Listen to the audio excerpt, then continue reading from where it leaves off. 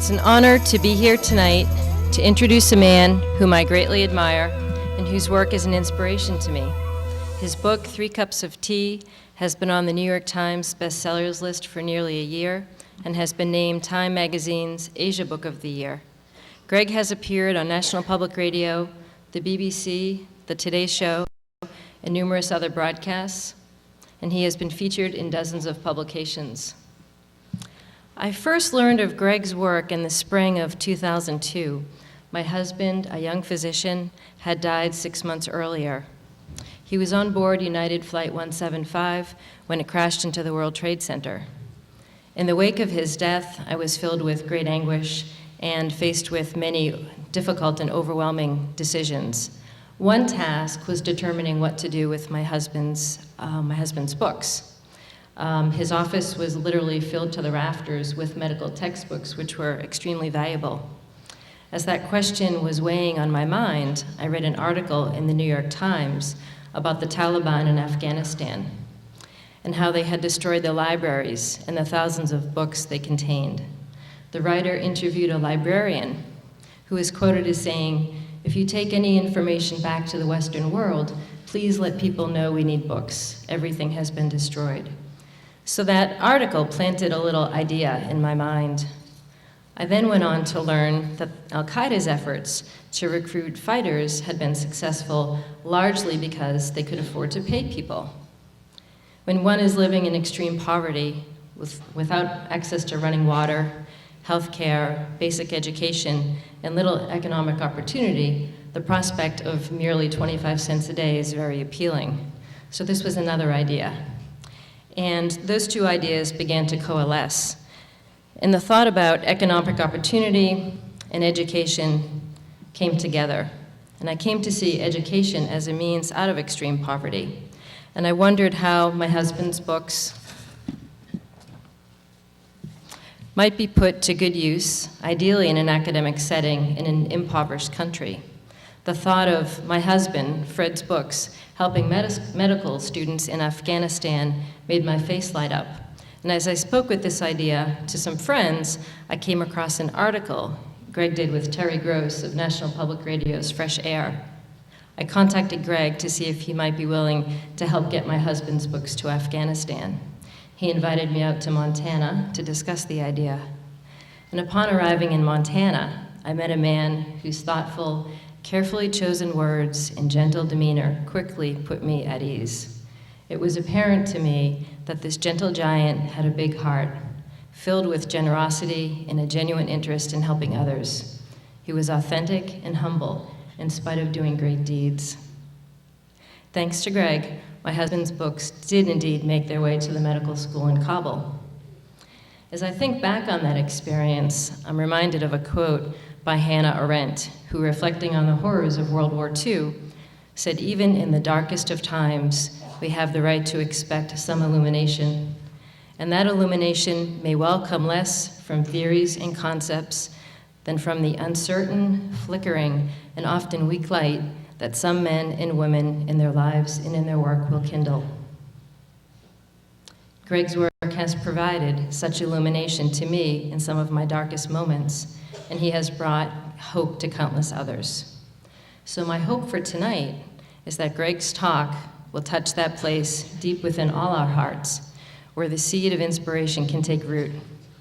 That seed might be, for each of us, the start of reaching out to others in the world in need, whether near or far. And here in Winchester, I'd like to invite some folks to join me on stage, the 5th graders from the Lincoln School, and the children from the Unitarian Church. And Greg, if you would join us as well.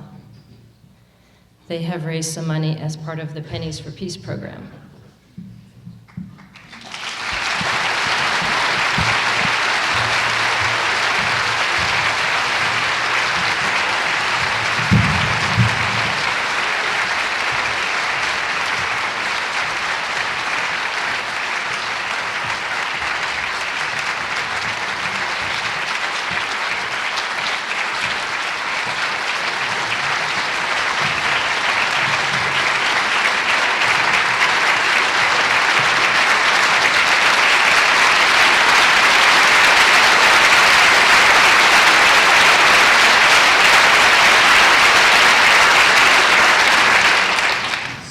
you all for the wonderful work you have done, and I see you have 2 envelopes.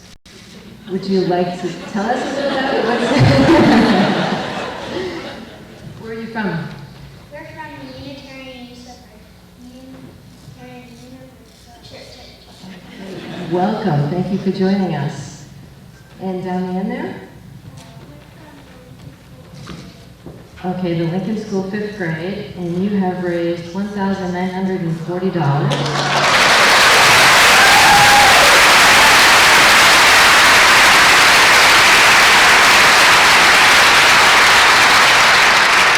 Thank you so much for your efforts. Kim, first of all, thanks. I was supposed to be at an event Kim had worked months on last night, but I got stuck in Denver in the weather, and I got to Boston at 12:30 last night. I just like to. Kim didn't tell you everything. She basically, I didn't really invite her. She said, I really want to meet you, and I'd like to talk to you. And I thought, there's this crazy woman in Boston who's gonna.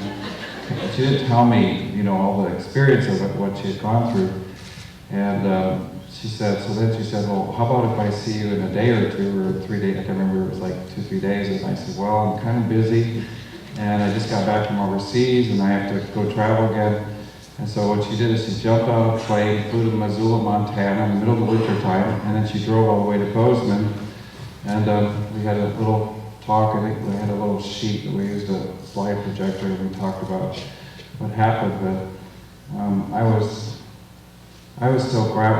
I didn't experience 9/11 from America. I was overseas in Pakistan, and Kim really brought the heart, with her love and her open-heartedness of really wanting to grapple and understand the complexity of this. And so I really like to thank Kim for blessing all of our lives with her love, and also in memory of her husband Fred, whose books are in the library in Kabul. Thank you.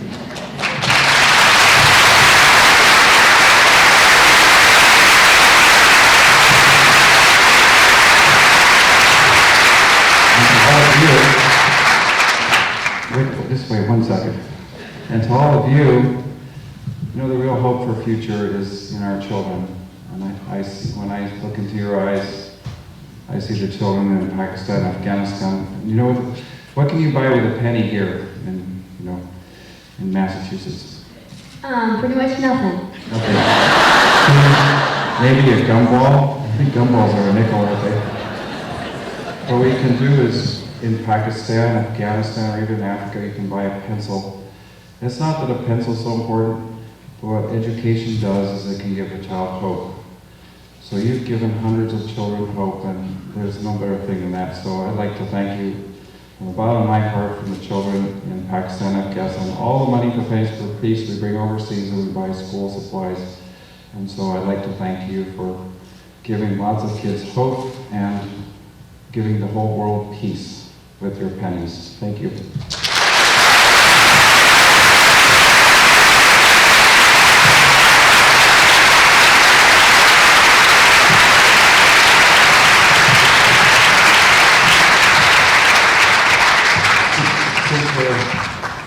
Since we're going to really focus on children, and I really think the solution for peace and for prosperity and for global, so we can all live together, I think it's the children that have the answer. And so I'd like to begin with a short DVD. It's narrated by my daughter Mira. She's now 11, but she did this when she's 10, and it's called Pennies for Peace. Hey, what's a penny worth these days? A penny by itself doesn't buy you very much. In fact, most of us think of pennies as kind of worthless. I want to tell you about a place where a penny can buy a pencil, and where enough pennies collected can build a school. And more importantly, let dreams come true for kids around the world. My name is Amira Mortenson, and I want to tell you about Pennies for Peace.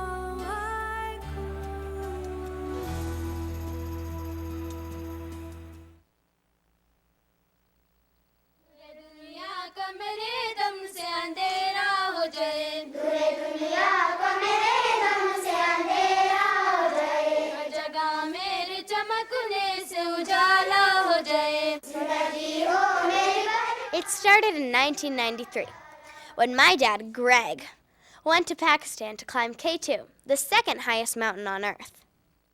My dad never made it to the summit, and he was pretty disappointed. But what happened after that is much more important. He got to experience the kindness of the mountain people of Pakistan, and that changed his life forever. When my dad came down from the mountain, he stumbled into a small village called Corfe, where the people gave him food and a place to sleep, even though they were very, very poor. He noticed that the children weren't in classrooms because there weren't any. In fact, there was no school buildings, no pencils, no paper. Before he left Corfe, my dad made a promise to the villagers, who had by then become his friends, a promise to help them build a school. My dad came back home really excited. He sold everything he owned to raise money for the school in Corfe. Yet, everywhere he turned, he found that no one was willing to help. His mother, that's my grandma, saw his frustration. She was a principal at Westside Elementary School in Wisconsin and invited him to come and talk to her pupils. After Dad told his story, the kids of Westside Elementary knew they had to help. They used the only thing available to them, pennies. This is Jamie. She is from Wisconsin, and she went to Westside Elementary School. And in 1996, her school was the first school to participate in Pennies for Peace. When we were kids, we didn't know what Pakistan was until, we saw pictures, and it was a way for us to open our eyes and that people lived a different way. And we learned that we could help, even though we were, 8 years old. You can do something with just your pocket change, your piggy bank. And at the end of 6 weeks, Westside School had collected 62,340 pennies. Whoa! That adds up to $623.40. It was the largest donation my dad had ever received. And it was from kids, not adults. So that's how Pennies for Peace began. A light burns bright across the ocean. A light shines warm before the sun. I've gotta find a way to build a bridge, join us to them and be. Back when my dad first went to the little village called Corfe, he learned that when you first arrive in a village, you are a stranger. But once you share a meal and a cup of tea, you have the chance to know more about them. By the time you have a second cup of tea with them, you become friends. But if you really take the time to learn about their lives, and you take the time to have a third cup of tea, then you are family, and they will do anything for their family.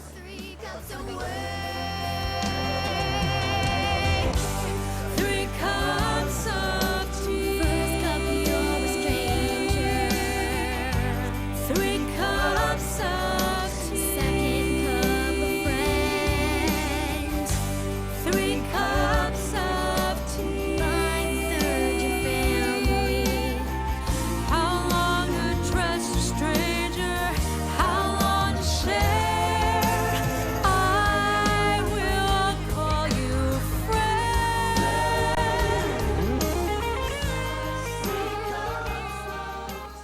We need to give them money so they can buy things that they need for school.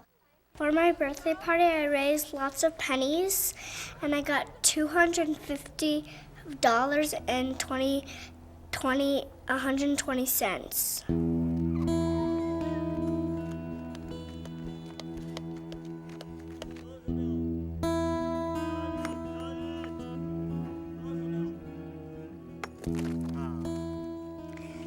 Since those early days, my dad's organization, called Central Asia Institute, has helped to build dozens and dozens of schools in Pakistan and Afghanistan.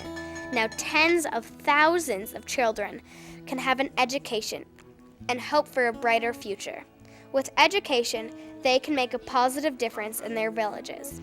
just like education helps us make a difference in our communities. I have many advantages being in America, but I think that girls in Pakistan and Afghanistan don't have those same advantages, and I think by educating them, that gives them kind of equal advantage that I have, and I think that's really important. With my education, I can become doctors and help us a lot of people. To our kids, they're learning that a penny can buy a pencil and it can change a child's life by giving them the gift of education. It helps them to see the similarities, just how many similarities there are between themselves and children in Afghanistan and Pakistan, and it helps them connect with those children. As a teacher, how do you think this affects your students? Participating in Pennies for Peace gives my students a chance to learn things that they can't learn in a book. So how do you think this will affect your kids in the future? I think Pennies for Peace will affect my children in many wonderful ways. Most importantly, it'll teach them the ability to trust in thinking with their heart first and thinking less with their head only.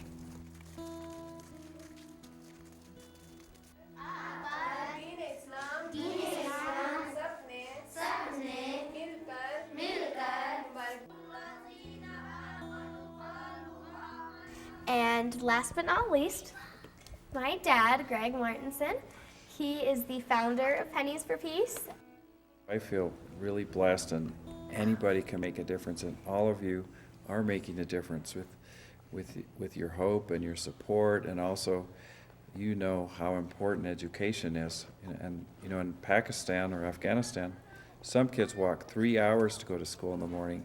Some of the kids don't even have a pencil, so they have to write with sticks in the sand.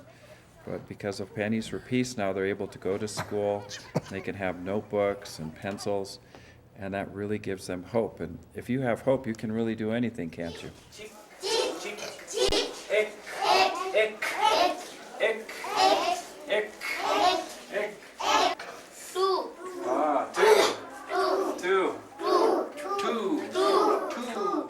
Now that there's kids across the nation donating, and it's a really cool thing. So come and join Pennies for Peace as we learn how to make a difference and change the world, one penny at a time. A light burns bright across the ocean. A light shines warm before the sun.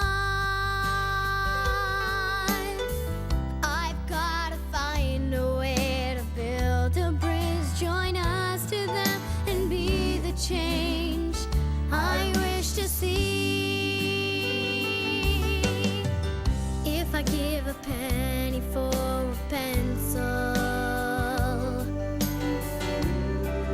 my hero writes a word.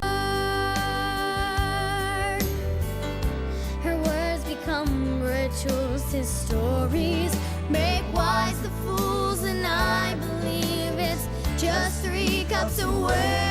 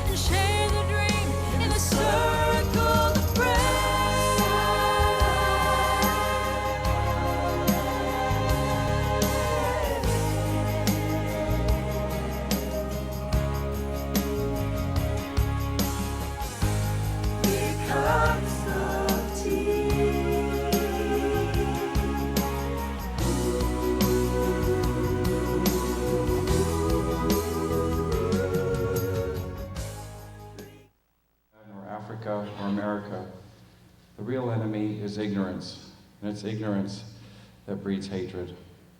And to overcome that, we have to have courage, we have to have compassion, and I also think that promoting literacy and education is probably the most important thing that we can do in the world today to leave our children a legacy of peace.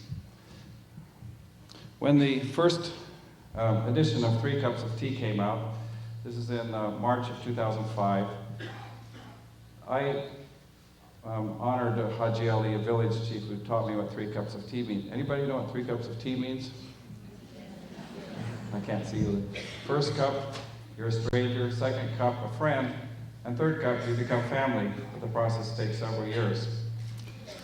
Let me see here. If I put this in here, will it work better? Okay. In America, we have 2-minute football drills and 6-second sound bites and 30-minute power lunches.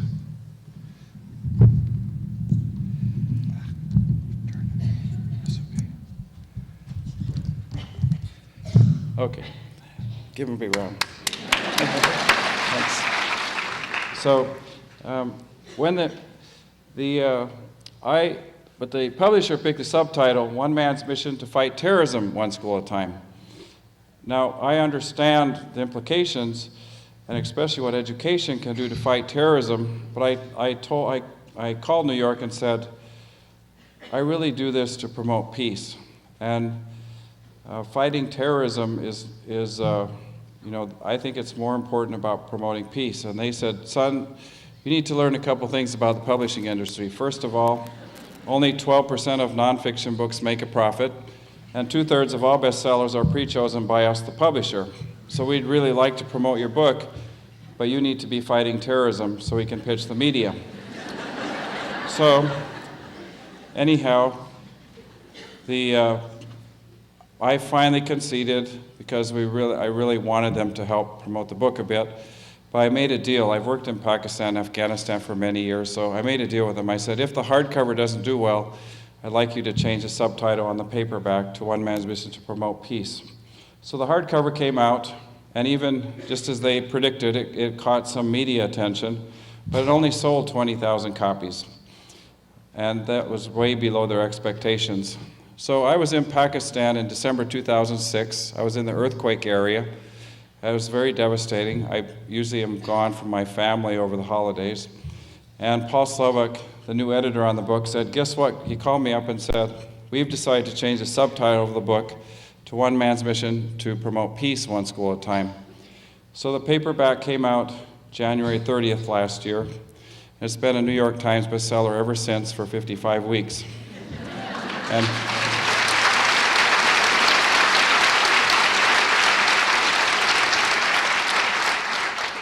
I also have had the great honor to go across America. I was in the U.S. Air Force Academy on Saturday at Camp Pendleton, the U.S. Marine Corps base. On Friday, I spoke to about 2,000 Marines that are getting deployed to Afghanistan next month. I've been at Republican prayer breakfasts. I've been at liberal, feminist, anti-war activists in San Francisco. Farm communities in Iowa, mosques and churches and synagogues. But everywhere I go, I learn and I discover that Americans, we're good people. We're compassionate people. We're generous people. And I think we're yearning for peace.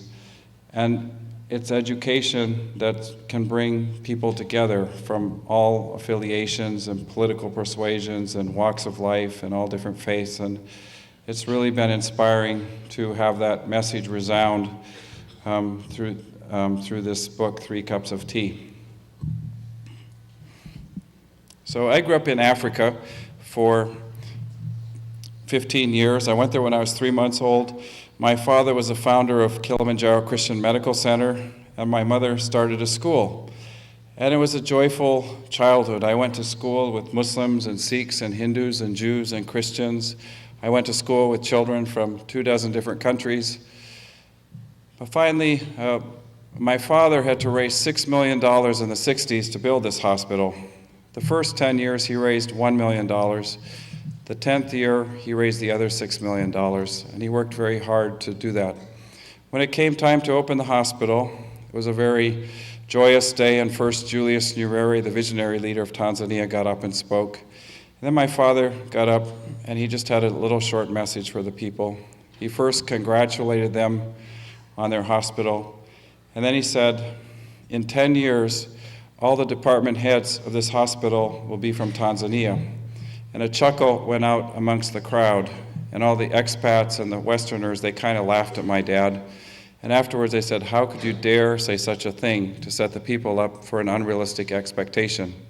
Well, we came back to America. My father died in his 40s from cancer. But 10 years later, we got the annual report from Kilimanjaro Christian Medical Center. All the department heads were from Tanzania. And it was an important lesson that I always cherish.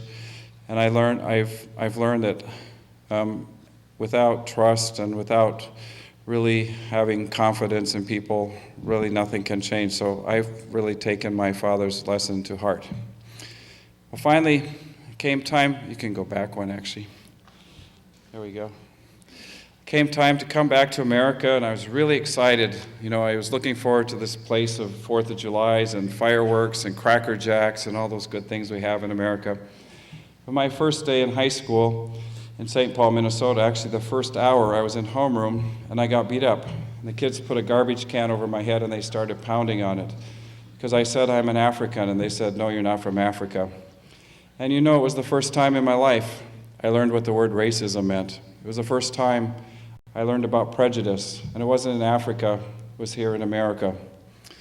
Well, we were completely broke, so 4 days after high school, in June of '75, I did something that wasn't very popular at the time. Right after the Vietnam War, I joined the U.S. Army, not only to serve my country, but to get the GI Bill so I could further my own education. And it actually was in the Army where I met young men and women from all across America. And again, made me proud to be an American, because I realized that our great strength is not in our commonality, but in our great diversity. I also learned a proverb in Africa. If you educate a boy, you educate an individual. But if you educate a girl, you educate a community. And if there's one little thing that I'd ask you to take home with you tonight, think of this African proverb. And this, I think, holds a key to pretty much everything, the solutions of this planet, is educating a girl, you educate a community. I had 3 sisters. My youngest sister, her name was Krista Eliana, and Eliana means gift of God in the Chaga language of Mount Kilimanjaro. Krista was a very special girl, but it was because she suffered from severe epilepsy. But she never once complained, and she always inspired all of us who knew her. I used to take Krista, she had to take a lot of medicine, so it kind of kept her, you know, it was difficult for her. She was always kind of tired and sleepy. I used to take Krista an hour or 2 the night before school. She'd pack her bags, she'd line up her clothes, she'd pack her lunch, she'd get her homework done. I'm kind of the 5-minute bed to bus kind of guy, you know. How many of you are bed to bus kind of people? Oh, there's more than that. So, anyhow, Krista, for her 23rd birthday, saw this great baseball movie called Field of Dreams that takes place in a cornfield in Iowa. She was very inspired by that movie, so she packed her bags. But when my mother went to wake up Krista on July 24th, 1992, Krista had died in her sleep from a seizure. And it was very devastating for all of us. So at the time I was climbing a lot, and my goal was to dedicate climbing a mountain to Krista. She had an amber necklace that she had gotten as a child in Africa, so I wanted to climb K2 and put an amber necklace on top in her honor. So finally I got to Pakistan in '93. This is the Karakoram, or the Karakoram mountain range, 64 peaks above 23,000 feet high in a 100-mile area. What's the name of the nearest freeway around here? 93? Okay. So next time you go down 93, just clock yourself 5 miles, although I know in Boston it's kind of windy, but clock yourself 5 miles and go straight up, and that's how high these peaks are. Here's K2, the world's second highest mountain. You can put 84 Matterhorns inside of K2 if you want to fill it up. And in 1909, the first guy tried to climb K2. I don't think I can. His name is the Duke of Abruzzi. He's from Italy. He reached up to here. He was wearing hobnail boots, tweed jacket, and being a gentleman, he wore a tie, eating cans of sardines. We didn't have a lot of money, so we had 2-season family camping tents from Logan, Utah. These are $50 each. And this little green tent in the foreground is a French Legionnaires tent designed for the Algerian desert in the Sahara, and one 20-year-old North Face prototype tent that we brought along. Here's our motley crew of 12 climbers. The gentleman in the middle, I won't tell you where he's from without the shirt, but he left after 1 week because he said there's no alcohol in Pakistan.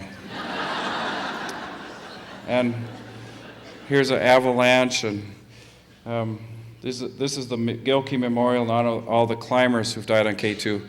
We climbed a lot at night, and what was ominous is at night those plates would clang against the rock, and we would hear these plates clanging on the Gilkey Memorial, thousands of feet below us. And I really started thinking, is this really a good way to honor my sister Krista? That's for the kids in school, and okay, can keep going. So here we are going up K2 in the West Ridge. This is China, and this is Pakistan over here. We had a Pakistan visa, but we didn't have a Chinese visa, but we didn't see any gun-toting Chinese border guards. So we went into China, then back up into Pakistan and up to the top. And finally, 78 days later, it was time to go home. I was weak, exhausted, and emaciated, but most of all, I was really disappointed because I felt as if I'd let my sister down. I'm kind of picking on Manhattan today, but I don't know why, but the first chapter in 3 Cups of Tea is called Failure.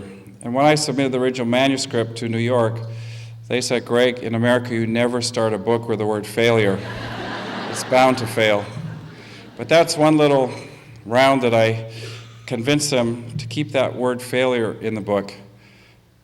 Because I felt as if I had failed. But our success is based in failure and making mistakes. And we all fail with something in our lives. In high school, as soon as I turned 16, I went to take my driver's license test, and we had a little Honda Civic. It was right after the Jimmy Carter, was that oil energy crisis, 72. So I was parallel parking the car, and I totaled the family car.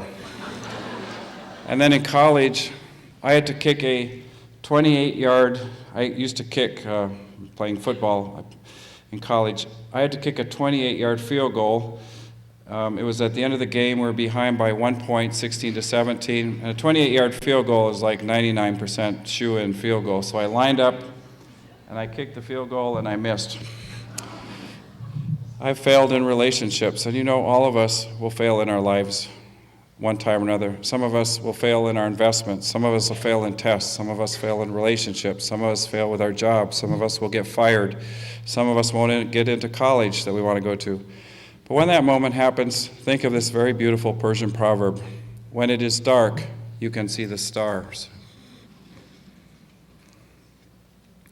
So here we are. It's time to go home. I had to walk 5 days back to the nearest village. This is me back here, and this is John and Dan and Ghulam. He's a kitchen boy. Everybody else had long gone, especially the guy who left, after 1 week. And I had to walk 58 miles. I had to carry 90 pounds, and I was really stumbling along. I got disoriented. And a local man named Musafer came along and befriended me. He was the first Muslim man to befriend me, and I was very touched by his hospitality. Finally, 5 days later, I took a wrong turn at the fork in the Braldo River, and I went left and went on the south bank instead of going north. And I stumbled into this little village called Corfe.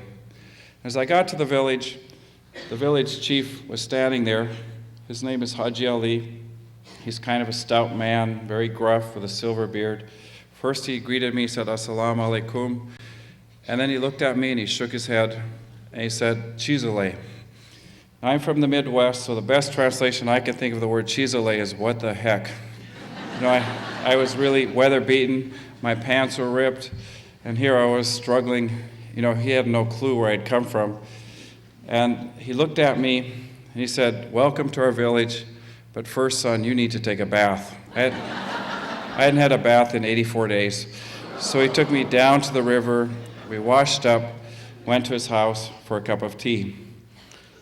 I've spent quite a bit of time now working in Pakistan and rural Afghanistan, probably about 66 months over 34 or 5 trips over 15 years.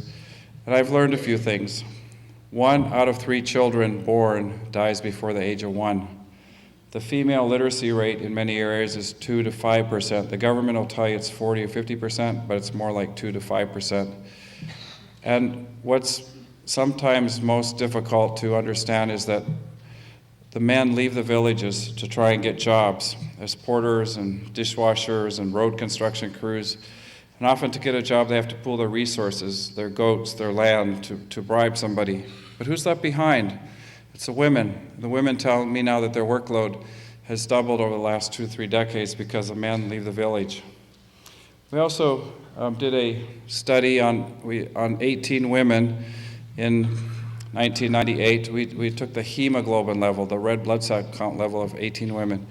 Most of the women had a hemoglobin of 8 to 9. Most of the women here, your hemoglobin is 12 or 13. If your hemoglobin was 8, you'd be in an ambulance with a siren on going to get a pint of blood. I stumbled into this village, and I was a stranger, and they were a stranger to me. We had yet to have 3 cups of tea with each other. As I spent some time there recovering, I was really touched by the incredible hospitality, and I noticed the kids would disappear every morning. So I asked them if I could see their school. They were very embarrassed. You can go back one. And they were reluctant to show me, but finally I saw behind the village 84 children sitting in the dirt during their school lessons. There was 5 girls, 79 boys, and most of the kids were writing with sticks in the sand. And then I looked around, and I didn't see a teacher there. And I said, "Where's your teacher?" And they said, "Our teacher, Master Hussein," master means teacher, "is in the next village, Munjung, because we can't afford his daily $1 salary. So 3 days a week, we split his time with another school." Now, for those of you students over there, if your teacher didn't show up 3 days a week, would you still be coming to school here? There's some nods and some shakes. Well, they were going to school without a teacher. Okay. So when a young girl named Chocho came up to me and asked me for help to build a school, I made a promise. I said, "I promise I'll build a school and try and help you get a school in your village." I came back to America, and I had to raise $12,000 to build a school, and I had no clue how to fundraise. So what I did, my dad taught me to be resourceful. I went to the local library. Where's the librarians in here? Put your hand up. 2, 3. Okay, everybody give him a big round.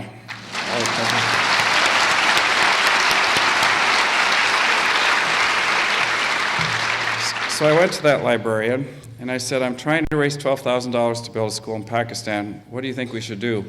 So what we did is, we looked up the name of 580 celebrities and movie stars and sports heroes. I didn't know how to use a computer, so I ended up hand typing 580 letters over 10 weeks. Dear Michael Jordan. Dear Sylvester Stallone, and some other names I won't name. Well, I thought, that's not too bad, but guess what happened? Nothing happened. Then at Christmas time, I got one check back for $100 from Tom Brokaw, the newscaster, and it said, "Good luck, Greg." Tom, I live in Bozeman, Montana, and Tom has moved nearby on a ranch, so we were at his house for dinner about 3 months ago, and Tom wrote a blurb on the front of 3 Cups of Tea, which has really helped promote the book. But he's also kind of been avoiding me lately.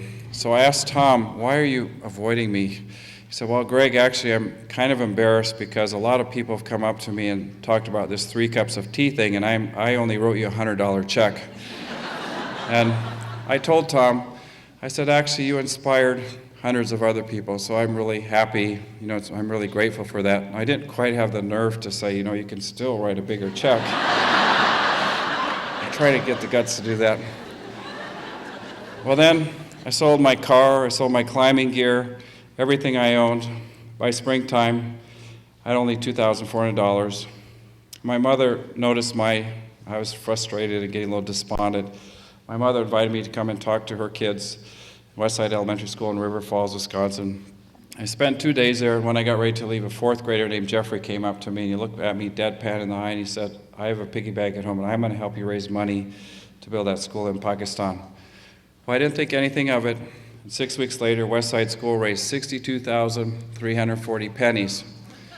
And when you think about it, it wasn't the celebrities, it wasn't the movie stars, it wasn't the sports heroes, and we won't even talk about the Super Bowl. And it wasn't even adults. It was children in their innocence and purity reaching out to children halfway around the world. And they did it with pennies. You can't buy anything with a penny in this country. But in Afghanistan or Pakistan or in Africa, with a penny, you can buy a pencil. And the pencil isn't so important, but what education can do, as I mentioned before, is it gives a child hope. And if you have hope, you can do anything. So there's this program that we have, Pennies for Peace. It's now in about 700 schools this year, about 150,000 students. And we encourage schools that take on Pennies for Peace to find something new every year. So hopefully this thing will take its own legs and run with it. Maybe next year they could do something in Guatemala or Sudan or in Burma.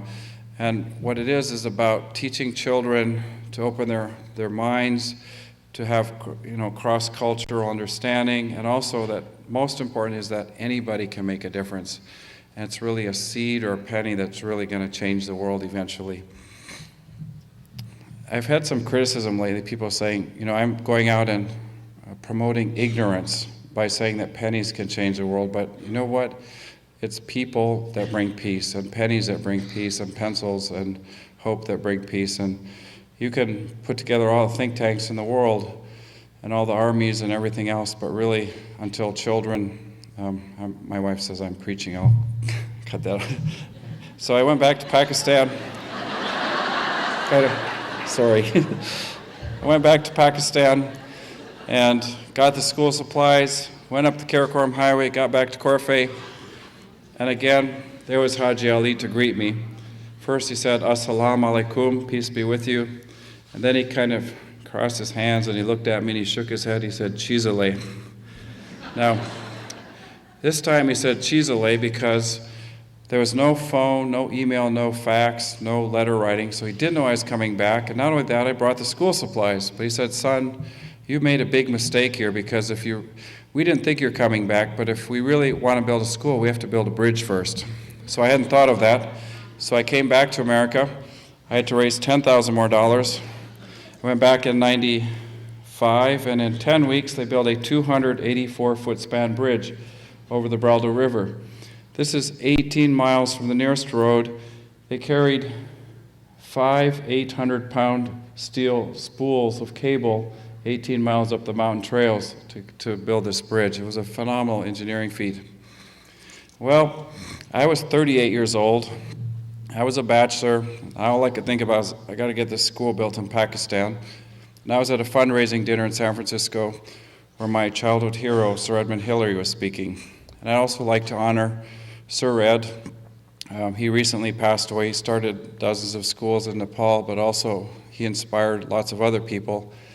So I'd like to thank Sir Ed for what he did in Nepal and in the mountains. Anyway, Sir Ed was speaking, and it was getting kind of late, so I went to the back to get some fresh air. And there was a beautiful woman. She was wearing a dress and black combat boots. I started talking to her.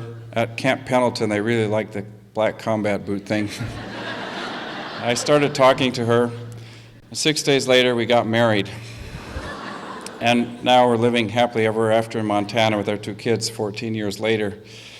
When I mentioned that at West Point Academy, that got the really big round, and afterwards the commandant said, Greg, you're kind of setting up a lot of it's getting near graduation time. And these guys are getting ready to get trained and deployed. Anyways. Well, my wife, Tara, was a graduate student, and I learned how to use a computer. You think of the irony of this, from a gentleman from Pakistan. His name is Kish. He's from near Multan. He was running a photocopy place. So a guy from Pakistan was teaching me how to use a computer so I could raise money to help illiterate kids in Pakistan.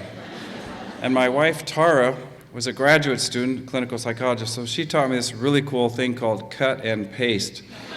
So I could write hundreds of fundraising letters.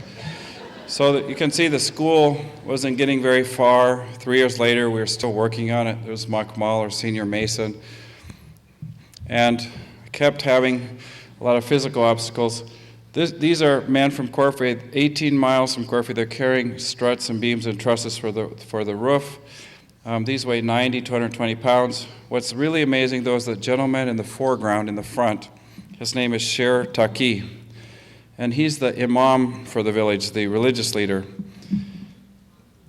The imam is not supposed to do manual community labor. He's supposed to stay in the village and be the spiritual advisor and be an arbitrator and resolve disputes and give spiritual advice.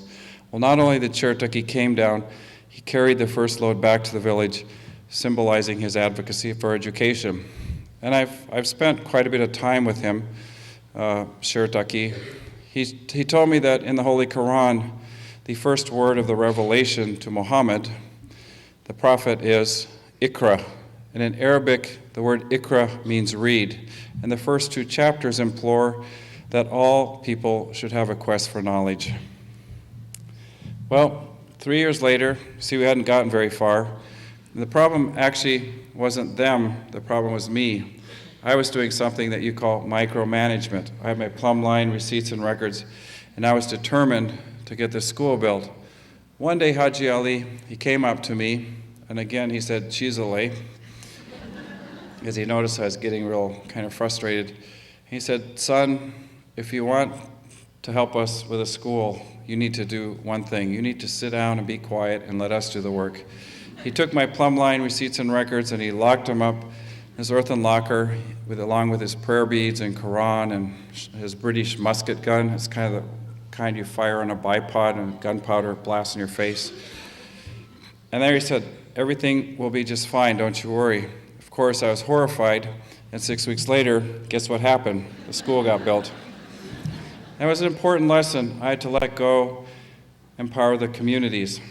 Our schools now, we provide free skill labor materials. They provide free sweat equity, free manual labor, free wood, free resources.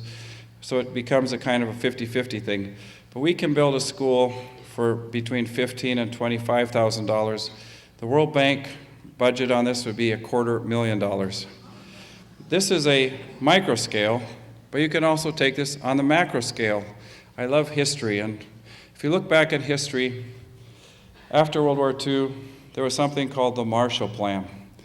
Now, the Marshall Plan was a brilliant plan, and the architects who designed it were genius. But the reason it worked after World War II is because it was provincialized and decentralized. In Afghanistan, the reconstruction policy right now is centralized and deprovincialized. In Afghanistan, there's a provincial, multi-ethnic, pluralistic type of society. And so we're just starting to change that and affect change, but it's taken 7 years until we really kind of shifted around. And if we could only have looked back at the Marshall Plan, we'd be a lot further along than we are today by looking back at history of what worked in history. So I decided in '96 that I would dedicate my life to promote literacy and education and build schools in rural Pakistan and later Afghanistan. But I had a fatwa issued against me, and I've had 2 fatwas issued against me, one from a Sunni imam and one from a Shia imam. The first fatwa was banishing me from the country because I was helping to promote girls go to school.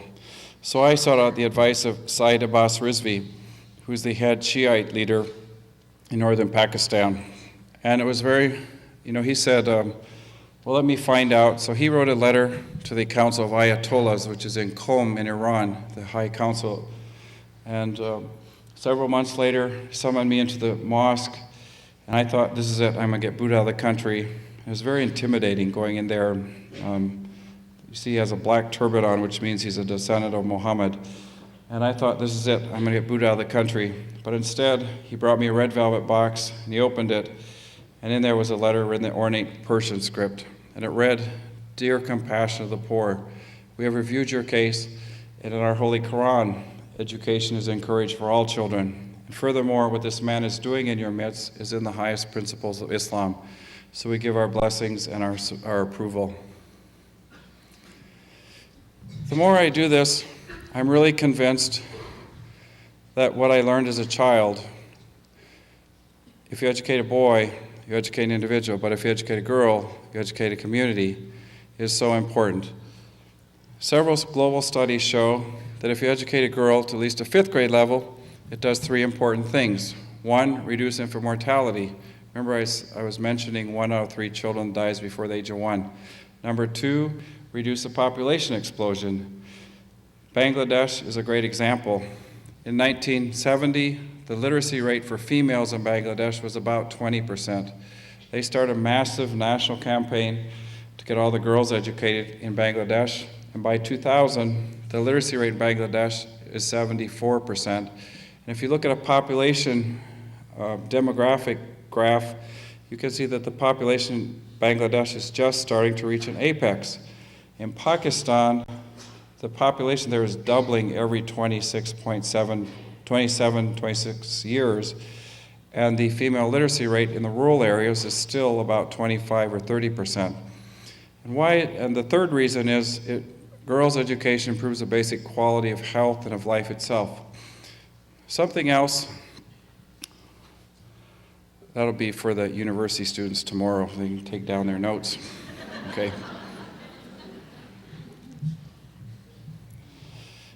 Also, if you want to look at it economically, Amartya Sen, who is a Nobel Prize winner in economics in '98, he's actually a professor now at Harvard. He used to be at Cambridge.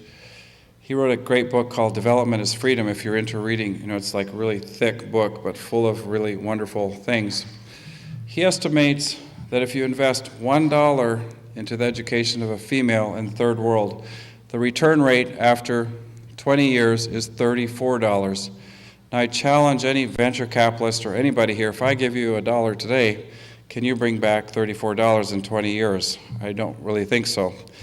But if you invest in a girl, that's really the amount of value you get on that investment.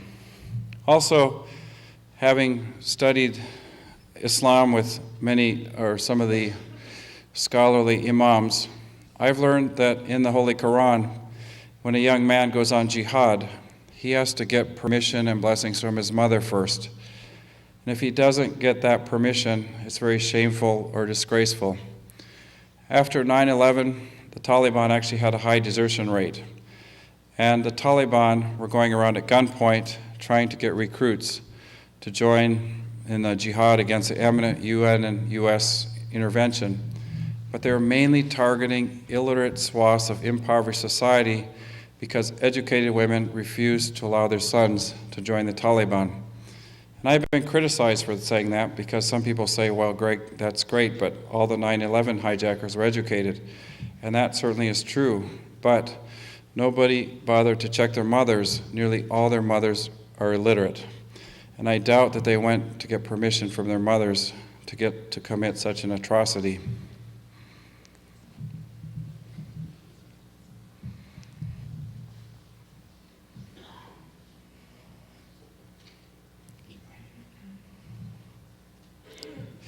I've got some really good news. Over the last year, I've been in around 140 cities, and I've talked to maybe about 80,000 people, and I'm going to ask the same question to you tonight. How many of you know the fact that in Afghanistan today, there are 5.5 million kids in school, including 1.8 million females, and in 2000, at the height of the Taliban, there was only 800,000 kids in school. Do any of you who haven't heard me say this before? Anybody? Any hands? Okay, no hands. So right now, out of about 80,000 people, only 35 people in America that I've spoken to have put their hand up, including people from Afghanistan, the media, the government, the military. To me, that's the single most inspiring, incredible news to come out of the country, and nobody in America is aware of it. The media, the government, the people, and I think that news should be broadcast from every mountaintop and river in this country, because really that's where the hope for the future is. And as Kim mentioned earlier, it's really about giving opportunity and hope through literacy and education. And so if one thing is, if you leave here, remember educating a girl educates the community, and number two, tell everybody that there are 6 times more kids in school today than in 2000 in Afghanistan. When I told that to the U.S. Marines and the 1st Expeditionary Force, hundreds of them came up afterwards and said that gave them so much courage, and it's the best thing they've ever heard. I mean, they're going for deployment now for 16 months. That news alone is going to give them inspiration and motivate them to do their job, which is very difficult and dangerous in Afghanistan. On the backdrop of that, however, is the fact that over the last year, the Taliban have bombed or shut down or destroyed about 400 mostly girls' schools. But why do the Taliban or other groups destroy girls' schools and not boys' schools? Nearly all these schools are girls' schools. Because I think that their greatest fear is not the bullet, but it's the pen. And even more than that, they fear that when that little girl grows up, she has an education, the value of education will go on in the community. You read about bombings of schools and destruction, but if you go back to many of those villages, you'll find that the kids are still trying to go to school 6 months later. When it gets destroyed, the government writes it off the records, but those children are still trying to go to school. This is Hushay School. It's our 8th school. We completed in '98. There are 12 girls in the front row. I asked them to increase the number of girls by 10% a year. Of course, I don't know how to do the math there, and this is what happened 1 year later. And now today there's 2 rows of girls in Hushay equal to the 2 rows of boys in Hushay. If you ask most men there, what's the proudest moment in your life? Most men say the birth of my firstborn son, but not Aslam. He's the first educated man in Hushay. Aslam said, the proudest moment in my life is to see my 2 daughters going to school. And his 2 daughters are on the extreme far right, and this young woman on the far right here, her name is Shakila. Shakila first started writing with sticks in the sand, and today she's in her 2nd year of medical school, Lahore in Pakistan. She's scoring in the 90s.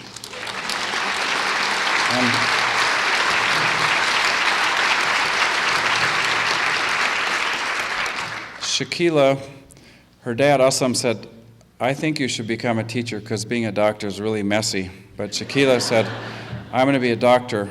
She's not only the first female, but the first physician to come out of her entire area of about almost 1 million people.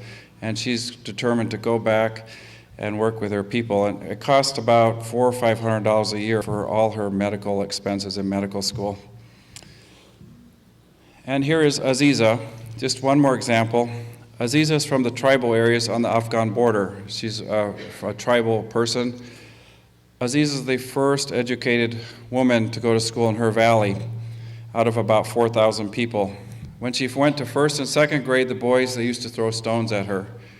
In 3rd and 4th grade, her teachers refused to teach her because she was female. When she got to high school, those boys who didn't like her going to school, they stole her notebooks because they didn't want her to graduate. But guess what? Aziza graduated. And Aziza went to 2 years of maternal health care training and came back in 2000. Before Aziza started working as a maternal health care worker, there's no medicine, no doctor, no clinic, no nothing here. 5 to 20 women died in childbirth every single year in Charpasson Valley. So Aziza went to training. It cost $800 for 2 years of training. She came back in 2000. She gets paid just over $1 per day. Not one woman has died in childbirth in the last 7 years in Charpasson Valley because of Aziza. He's a colonel. He's in charge of the forward operating base in Nare in Kunar province in eastern Afghanistan, a very volatile area. He sent me an email last October that he said I could share with the public, and I'd like to just show you that and read you just a little bit excerpt from that email. Oops, let me go back. He wrote about his position. He's the commander of the Sabre forces. He said, our primary goal is to provide hope for the good people of Afghanistan. And you notice he didn't write fight terrorism, particularly the children. Building schools is one of my top development priorities. I am convinced that the long-term solution to terrorism in Afghanistan specifically is education. The conflict here will not be won with bombs, but with ideas and books that excite the imagination towards peace, tolerance, and prosperity. The thirst for education is palpable. People are tired of war after 30 years and want a better future. Education will make the difference, whether the next generation grows up to be educated patriots or illiterate fighters. The stakes could not be higher. This is from a U.S. military Army colonel. The stakes could not be higher. So let's zip forward a little bit to 2005. There was a massive earthquake in Pakistan, very devastating earthquake, and about 74,000 people killed, 18,000 were children going to school, about 9,000 schools destroyed, and 500,000 children displaced out of school. In Urdu, the word for earthquake is zalzala, but they called it the qayamat, or qayamat, which means the apocalypse. And it was very tragic. At first, there was a heroic effort. The U.S. sent in 24 C-47 Chinook helicopters. They conducted the greatest helicopter airlift in the history of mankind to keep about 600,000 people alive through the winter. And for that, the people were grateful. But in the wake of that, after 1 year, they dropped about 70%. Oops, sorry, go back. And many jihadi or U.S.-labeled terrorist organizations have set up refugee camps. This is the Jamaat Islamiyat camp. This is 4 miles north of Muzaffarabad in Azad Kashmir in Pakistan. Down the road here, 2 miles, is the Al Rashid Trust. It's run by Dr. Aziz Amir, who was Osama bin Laden's personal previous physician. He's a British-trained orthopedic surgeon, son of a Pakistani colonel. A little bit down the road from that until last year was the U.S. 212 MASH unit. Now, in all these camps, they were trying to help the people, but in these camps, they had a duplicitous agenda. Here's the mess tent, and here's an extremist madrasa where the children are getting indoctrinated in very violent type of Islam. I think it's also important to note that there is a madrasa means a school, and there is a madrasa in every single hamlet and village in the Islamic world, every turn of the street. 99.9% of madrasas are the same as a confirmation or bar mitzvah or Sunday school, but there are about 25,000 madrasas where children are getting indoctrinated in this extremist type of ideology. When I showed this picture on Capitol Hill last year, they said, Greg, you shouldn't show this picture in public. It should be a classified photo.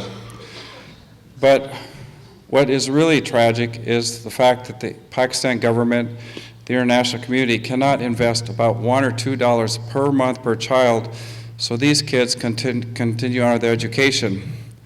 So what's happened, basically, is that we've created a viral incubator for terrorism because as a U.S. 501c3 nonprofit, we're not allowed to go into those camps because we'd be affiliating with a terrorist organization. We'd be shut down overnight by the IRS if we even went into that camp. And in these camps are thousands of kids who were in school, but now they're not going to school. And that's a mess. I've been really pounding my head in Capitol Hill saying, we need to help these children because they want to go to school. And really, the alternative is much more, you don't want to think about the alternative.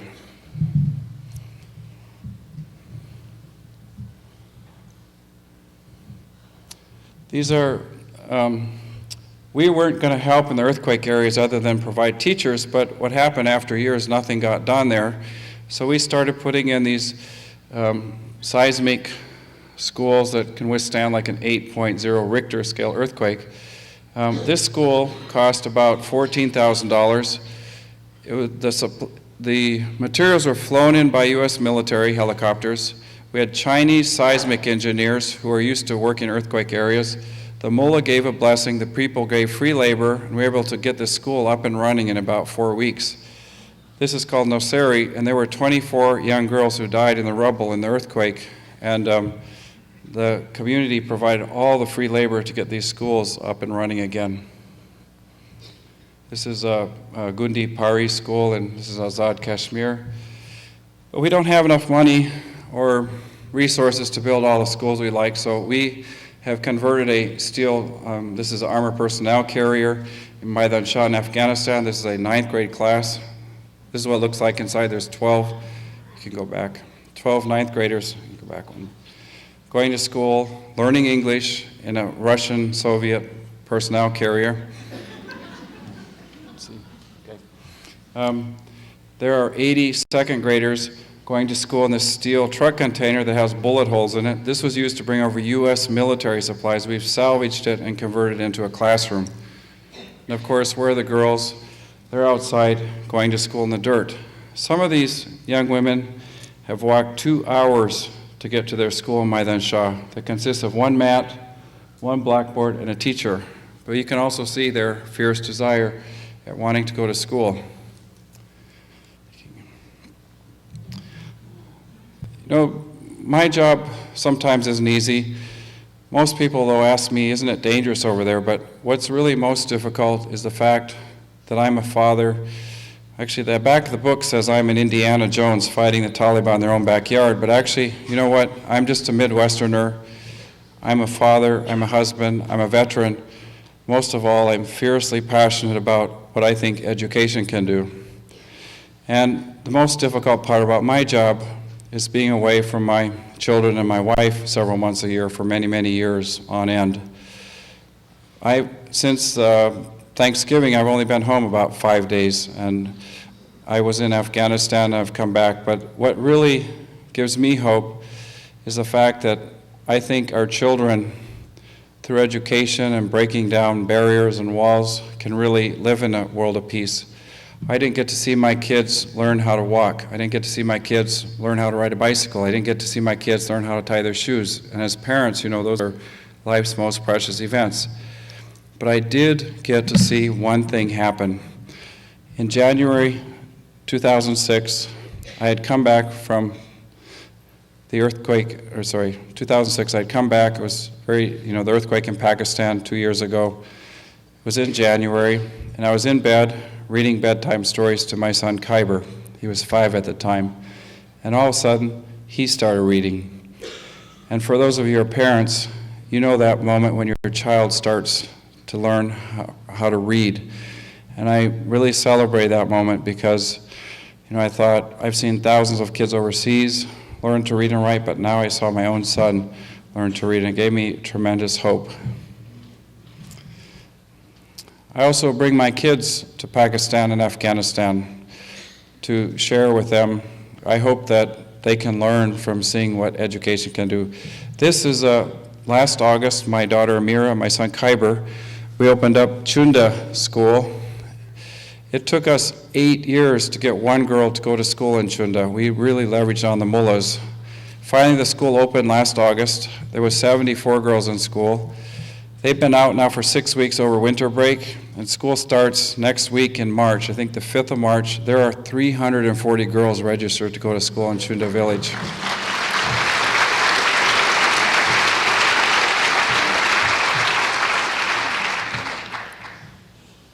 I often wake up in the middle of the night and I ponder this in my heart, and I think, maybe I'm not doing a good thing, and maybe I'm causing more harm than good. You see a village like Bacora, and you tinker with it, and it turns into Guanajuato, Mexico, and you put in a little more masala, and it turns into Urumqi, China.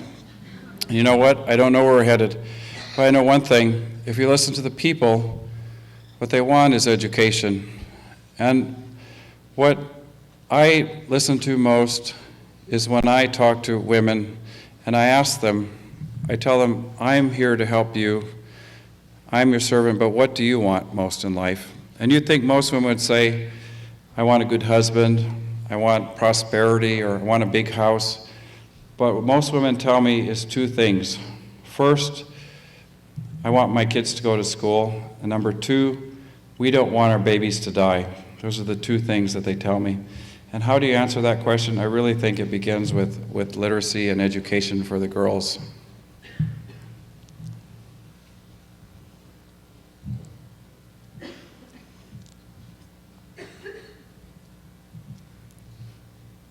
You can slow down, we can keep going. Let's see, one more. Keep going. Okay, we're almost done. I'll get 3 more minutes, we'll be done. This is Lalander School. This is a school we opened in 2004. It's in Char-Siab Valley. It's the home of Hikmacher, who's one of the most wanted Taliban. We have a girls' school in his backyard. Well, this school was attacked by the Taliban last summer. They came in the middle of the night. They tied up the night watchman called the chowkidar. And the next morning they said, if anybody comes into the school, we're going to shoot you. Well, the headmaster, he was quite upset, so he got on his bicycle and he pedaled about 25 miles. And he went off to Commandant Fahim, who's a local militia leader. Now, Commandant Fahim has 2 girls going to school, not here, but in another school. He got really upset, so he brought in 120 of his men. He killed 2 of the Taliban. He arrested the others, and he found out that they had gotten $3,000 from the local mullah to shut the school down. So they went to the mullah's house. Now they're all awaiting trial in Kabul. They're in prison. But what's most incredible is that 2 days later, Lalander School was reopened and the kids are going back to school in Lalander. And these are some of the girls in Lalander. On the back right-hand side, you can see the teacher. She's wearing a chadar, or she's kind of in a little veil here. Her husband used to be in the Taliban, but he kind of lost his job, so now she has a job, and he's become a big advocate for girls' education. But even more, I think, resonant is the fact we have about 550 teachers now. 4 of our teachers are previous Taliban, and they're our biggest advocates and champions for girls' education. In fact, when we go into a kind of a hot area or an area that's more difficult, the Taliban are these guys are the first ones we sent out there to really start discussion with the local leaders and the imams about putting girls in school. This is Babu Tangi School in northern Afghanistan. It's the first day of enrollment.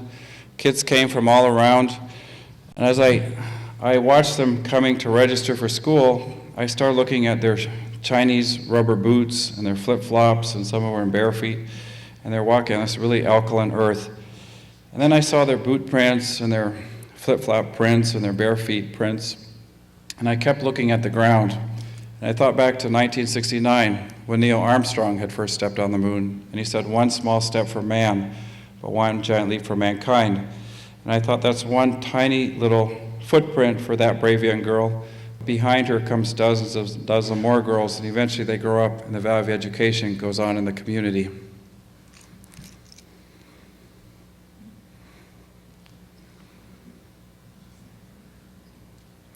When I got to Corfe in early 2001, Haji Ali was very sad because his dear wife, Sakina, of about more than 55 years, had passed away. And we strolled over to her grave.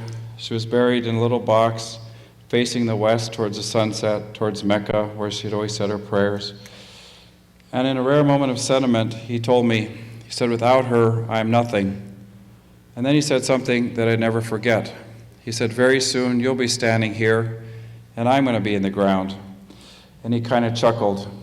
And I didn't think that was very funny, because my father had died in his 40s from cancer, and I lost my sister, and all of us, we've lost somebody dear to us in our life, and you never get over that. But he said, when that moment happens, you're going to be very sad. But I want you to do one thing. I want you to listen to the wind. Listen to the wind. And so I got to Corfe after 9/11 in October, after that very tumultuous period.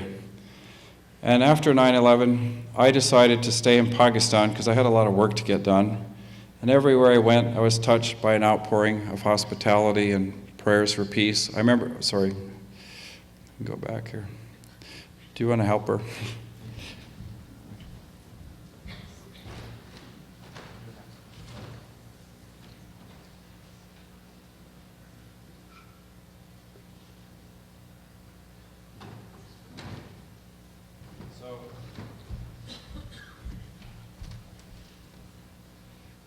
After 9/11, go start show, there we go. When I got to Corfe, excuse me 1 second.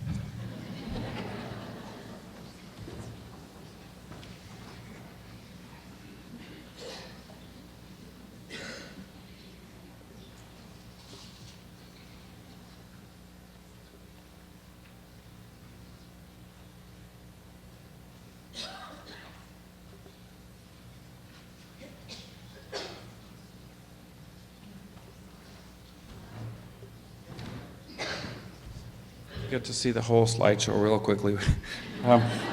So I got to Corfe. Well, after 9/11, I went. This is should I wait a minute?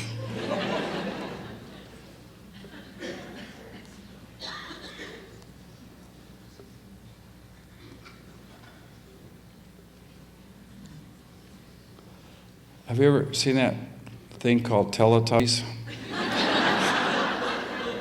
Okay, there we go.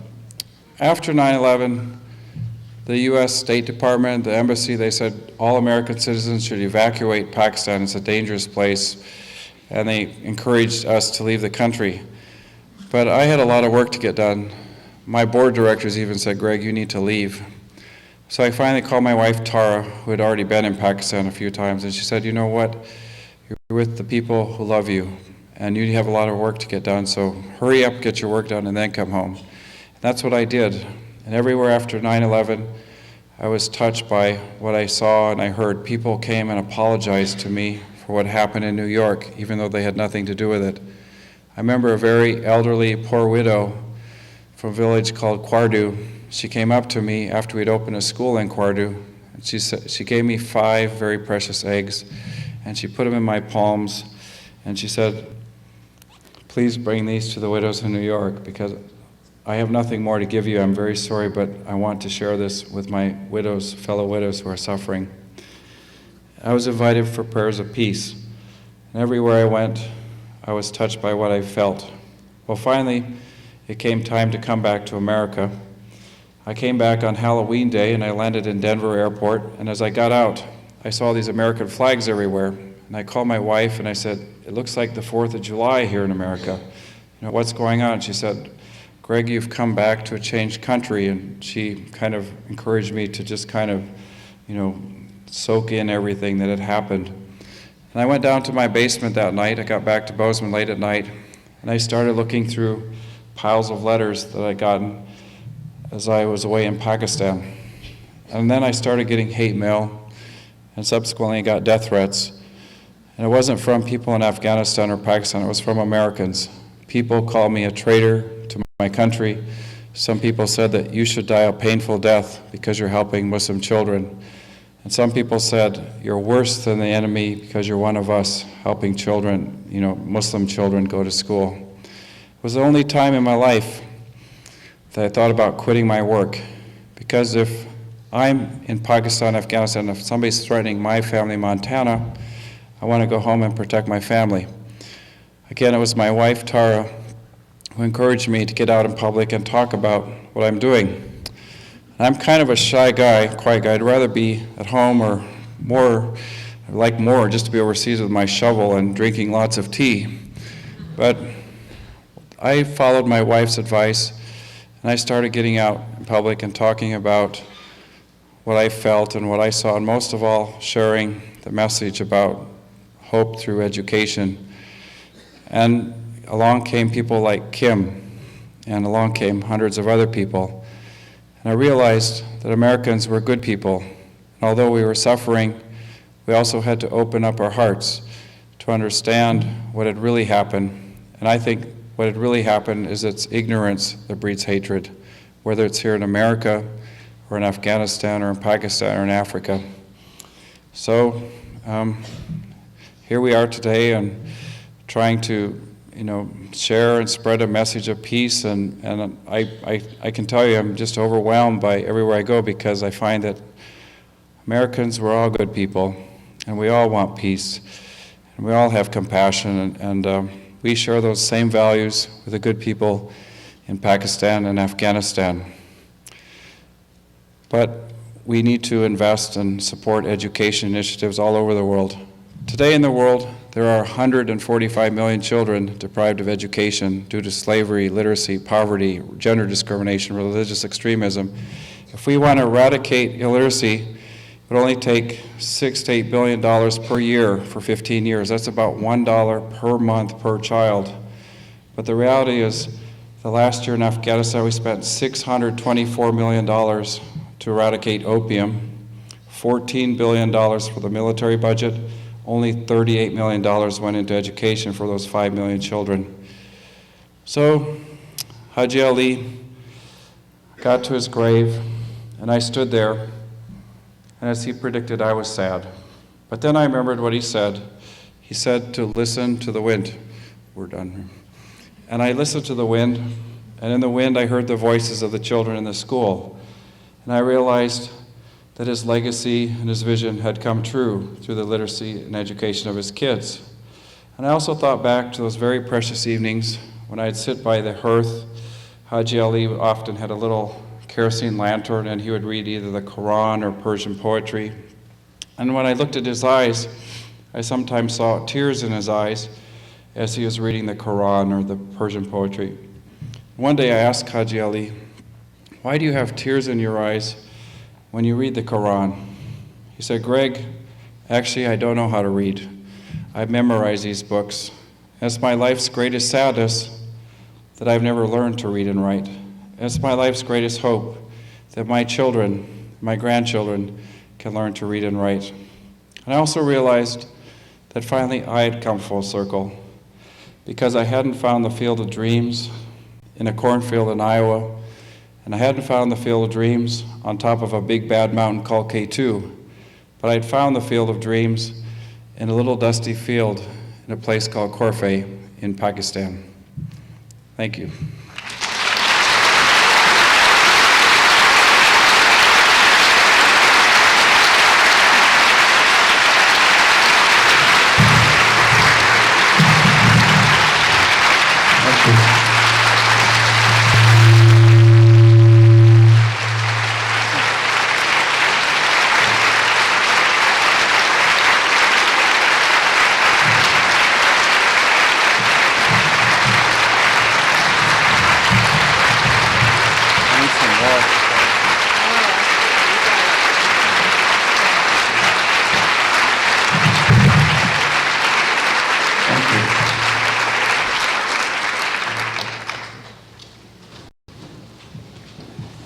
Well, I don't know what else is for the evening. I'm going to be signing books and back.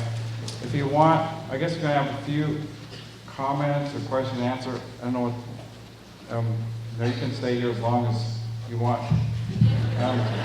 Some of you wanted to know what's going on politically in Pakistan or what's going on in Afghanistan, or, don't ask me what's going on politically in America right now. So if you want, I could give you like a 2-minute football drill in Pakistan and Afghanistan, or what do you want? This is like an old town hall meetings in Massachusetts.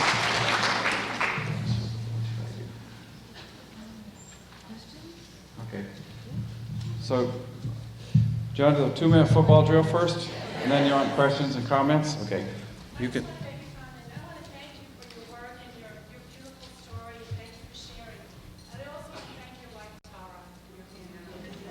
Thanks. Thank you.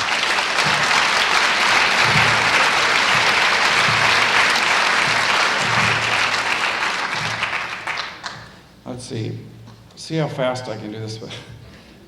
Politics is going to change and evolve and have crises and everything. It doesn't affect at the community level like in Pakistan or Afghanistan. Over a long period of time, the U.S. has had a very tenuous relationship with Pakistan. In the 50s, Pakistan helped broker the Iraq Pact, which basically helped us get more oil from the Middle East. In 1960, a U-2 plane was shot down over Russia. The world found out that it was based in Pakistan. Pakistan was providing secret military bases so we could spy on Russia. Then in 1972, Nixon wanted to broker détente, or thaw the relationship with China. So he sent Henry Kissinger first to Pakistan, and then the real Kissinger went to China, while fake Kissinger, along with Henry Kissinger's real wife, went on an official state visit in Pakistan for 3 days. Now, for a country to put an imposter on an official state visit with media and everything, that's quite shows a lot of trust. Then, in 1979, the Soviets invaded Afghanistan. We were funding about $1 billion a year of armament through Pakistan to support the Mujahideen, the freedom fighters in Afghanistan. 1986, William Casey, the CI director, along with Charlie Wilson, there's a book written about Charlie Wilson. They introduced the Stinger missile, which in 1 year brought down the Soviet Union. They were able to shoot down all the helicopters. That's how the Soviets controlled Afghanistan. Then in 1989, I'm going to Afghanistan a little bit, but the U.S. was funding about $1 billion a year in Afghanistan. That dropped in 1 year down to $140 million. And in Congress, they wouldn't even appropriate $1 million for education in Afghanistan. And what happened was that the first person to really come in was Osama bin Laden. He built roads and other things, but in the wake of that, during their greatest hour of need, the international community abandoned Afghanistan and also Pakistan. Then you jump forward to 2004. The U.S. gave Pakistan $1 billion to have an election. I kind of call it a carrot. We're getting a little nervous of criticism of a military dictator or general in charge. So we gave Pakistan $1 billion. They had elections, but the MMA, which is the extremist coalition, got 28% of the vote. 5 years earlier, they had 2% of the vote. So basically, we galvanized the extremist coalition. And in Pakistan, the parliament, if you have a 33.4%, you have a majority in the parliament. There's more than Democrats and Republicans and independents in Pakistan. There's a whole bunch of political parties. So by doing that, we almost, weakened the central parliament because Musharraf had to form a coalition with his rivals. What's interesting, though, is that today, the MMA has lost popular support. They've disintegrated into 3 parties, and there's been a fatwa issued against Maulana Faisal Rahman, who's their firebrand leader. And the fatwas have been issued against him because he's not providing basic social services, education, healthcare. The same with Hamas in Palestine. They were elected in, as a post-military force. As a political party, they have not provided basic education, hygiene, sanitation to the people. The people are turning, the populace is turning against Hamas. This is a really golden hour for the international community to support education initiative, not to sanction people. So then you come up, Benazir Bhutto was tragically murdered December 27th last year. She was a brave, courageous woman, and she did some good things to the country, but she also married a crook. His name is Zardari. He financed her campaign, and as soon as she got elected, they siphoned $1 billion off the Pakistan government, and it went into a Swiss bank account. And today, Zardari is one of the people in charge of the People's Party. He was in jail for 6 years, and Musharraf sprung him last year when Bhutto came back to Pakistan. So, there we are today with that situation. In Afghanistan, the biggest problem right now that I see is the proliferation of opium. Last year, there was 6,800 tons of opium harvested. The U.S. appropriated $624 million. The opium production went up 60%, and it brought in $2.5 billion into the country, more than all the aid money combined. Now, the people don't use opium. It's mainly used to finance militias in very rural areas. If you cut out the opium, the militias will turn on the people who chop down the opium. And if you talk to a military, say a commandant, he'll say the only way to stop opium is to provide education and roads and other things, and so far that's not really happening. So I guess that's about where we are today. But again, you can talk about politics and nuclear detonations in '99, and you can talk about military coups, and you can talk about all this and that, but underneath it all is a failure of a lack of initiative and incentives to really promote education and literacy. And until that's done, nothing's really going to change, and it's going to be in those cycles going on and on until the governments, the international community wakes up and really starts pushing or campaigning for literacy and education, just as what happened in Bangladesh about 35 years ago. If I could just maybe ask a question, Greg. Sure. We hear a lot here in the U.S. that comes from the media, and a lot of that information is kind of filtered through the media, and we hear about lots of roadside bombings. And I'm just wondering, how does your experience relate to that? Is it similar, or is it different? Well, thanks, Kim. And I haven't seen Kim in a year. We talk occasionally, but we were sharing a few things about There's so many great, positive, good things happening in Afghanistan and Pakistan. You never hear about that. And I mentioned about the 5.5 million kids going to school. In Pakistan, the number of girls in school has gone up 30% in the last decade. I was really last night I finally got to Boston. It was 12:38 when we landed at Logan, and I opened up a New York Times magazine that somebody left on their seat in the plane. And the front cover story is about a U.S. Army captain in a real remote area in Afghanistan, kind of about his little war with some of the villagers. And if you read it, it's really disturbing because it's very micro-focused.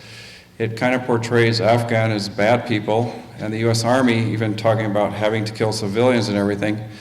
But they never bothered to look at the bigger picture. Colonel Kalenda is the commandant, or he's the U.S.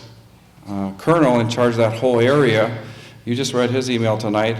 If you go home and read the New York Times Magazine, you'll see a completely different perspective than what Colonel Kalenda says. And so I see I actually am hopeful. I think things will get worse, but then they're going to get better because of those children going to school and focusing on the next generation. So I'm still optimistic, and I'm always going to be optimistic because I really think that there can be peace in our lifetime, and the alternative is we can be pessimistic and we can be critical, but nothing will change if we're that way. That didn't answer your question very well, did it? That helps, thank you. So, anybody else? Comments, criticism, complaints, suggestions? It's like a town hall in Massachusetts, right? Yes?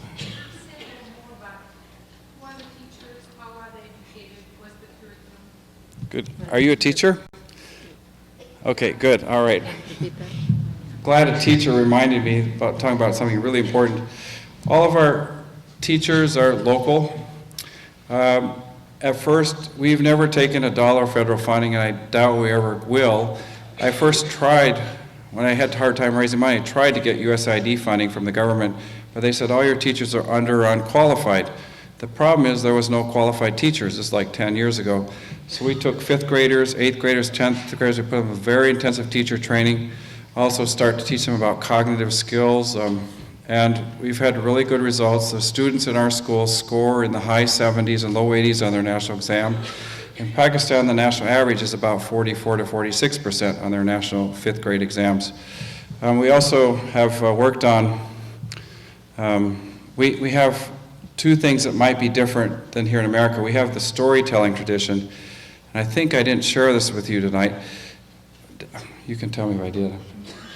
Did I ask you about the kids here, especially, how many of you have talked to your grandparents or elders about World War II or the Depression or the Vietnam War? Did I say that? Yeah. Okay. I did earlier. How many of you, I'm talking maybe 20 or 30 and younger, how many of you have talked to your grandparents or elders about World War II, the Depression, the Vietnam War, the Civil Rights Movement, or when perhaps your parents or grandparents came from Pakistan or Burma or Brazil came to America and settled here? How many of you? So there's 2 or 3, maybe 5 hands. So most schools in America, it's about 10% of the hands come up. If I ask that same question in Pakistan, Afghanistan, or even in Africa, 90% of the hands come up. And I think it's a great tragedy that we don't have that oral tradition about our folklore, culture, heritage, faith. And even I talk about the Marshall Plan. Why didn't the government or the designers of the Reconstruction of Afghanistan, why didn't they simply, pull over some of those brilliant architects of the Marshall Plan and say, hey, we've got another little project for you here? Because we didn't listen to history. We didn't listen to what really worked in history. So we have the oral tradition in our schools. We also have hygiene, sanitation, nutrition class that starts in 1st grade, and that's been going on now about 10 years, so that's a really successful program about incorporating that into the curriculum. And our teachers we have very intensive teacher training programs every summer, and sometimes in the winter, about 4 to 8 weeks a year. And pretty much reading, writing, arithmetic by 5th grade. The students in our schools, they know 5 languages. In Pakistan, it's Urdu, Arabic, they speak their tribal tongue, English, I can't even name them all. In Afghanistan, it's Dari, Pashto, English, Arabic, and Farsi, and then their mother tribal tongue, so 5 languages. And it's pretty much basic reading, writing, arithmetic. Another question? Yes, over on the left.